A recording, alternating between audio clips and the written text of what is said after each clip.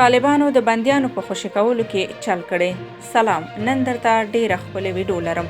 هیله ده تر پایه راسره پاتې شئ او که سحر میډیا چینل مو سبسکرایب کړی نه وي او غواړئ روزمره داسې ښکلي مطالب وګورئ نو سحر میډیا چینل درسره سبسکرایب کړئ. د کندهار امنیه قومندان وایي د طالبانو له لوري خوشي شوي 20 کسان ټول ملکي وګړي دي.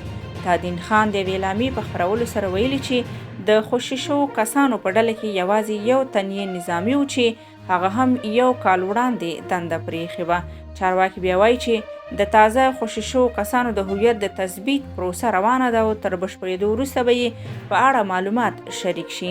تېره ورځ طالب وسلوالو د یوې اعلامیې په خپرولو سره ویلي و چې هغه 20 کسان یې خوشي کړي چې په هلمند، کندهار، زابل او ارزګان ولایتونو کې له دوی سره د جګړې پر مهال نیول شوي وو.